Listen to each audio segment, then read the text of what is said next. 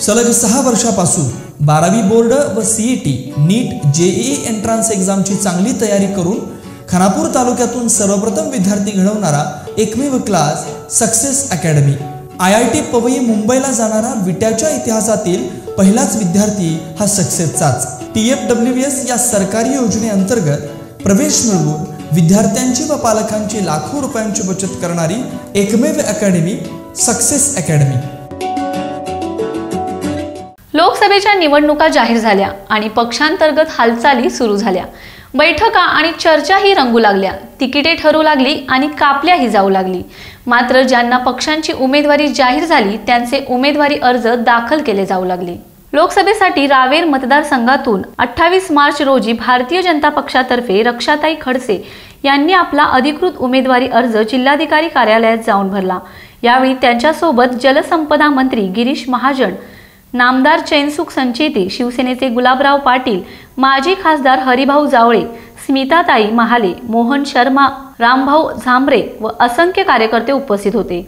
उमेदवारी अर्ज भरल्यानंतर रक्षाताई खडसे, गिरीश महाजन व चैनसुख संचेती यांनी आपल्या प्रतिक्रिया नोंदवल्या। रक्षाताई खडसे यांनी जनहितासाठी अनेक योजना व विकास कामे जनतेपर्यंत पोहोचल्याचे सांगून जनतेचा कौल नक्कीच आपल्याकडे असल्याचे सांगून मागील विजयासारखाच याही वेळी भरभरून विजय मिळेल असे सांगितले।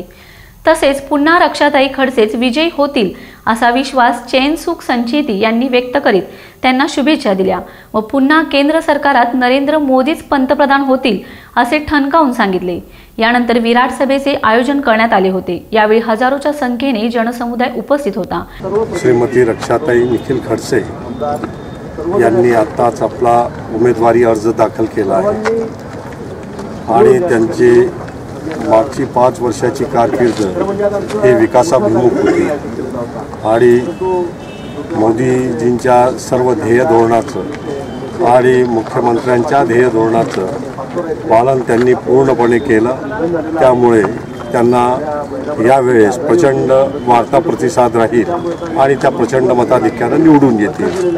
जनता त्यांच्या पाठीशी खंबीरपणे उभी राहील। येत्या 23 एप्रिलला आमचं मतदान आहे आणि त्यासाठी आज मी रक्षा निखिल खडसे उमेदवार अर्ज फॉर्म केलेला आहे।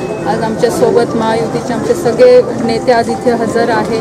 आदरणीय गिरीश भाऊ आहे, आमचे सगळे आमदार आहे आणि आदरणीय नाथाभाऊंचाही आशीर्वाद आमच्या सोबत आहे। गुलाबभाऊ इथे उपस्थित आहे, आपल्या जळगावचे उमेदवार स्मिताताई आहे, आमचे जिल्हा अध्यक्ष आहे आणि सगळा परिवार आहे। सगळ्यांच्या साक्षीने आज मी इथे अर्ज भरलेला आहे आणि नक्की पूर्ण विश्वास आहे की ज्या पद्धतीने 2000 निवडणुकीला ज्या पद्धतीने विजय मिळाला ह्यावेळेसही आमच्या दोन्ही जागा बहुमताने निवडून येतील। विकासच्याच मुद्द्यांवर आम्ही निवडणूक लढणार आहे, कारण की 2014ला जे काही आश्वासन आम्ही लोकांना दिलेले होते ते पूर्ण आश्वासन आम्ही केलेले आहे आणि भविष्यामध्ये पण ज्या लोकांच्या हिताच्या ज्या काही योजना आहे किंवा शेतकऱ्यांच्या हिताच्या जे काही योजना आहे किंवा मोठे प्रकल्प आहे ते सगळे केंद्र सरकारच्या माध्यमातून आम्ही आमच्या मतदारसंघामध्ये आमच्या दोन्ही जिल्ह्यांमध्ये इथे आणायचा नक्कीच प्रयत्न करू। Vijaykumar Verma, 7 star news, Malkapur.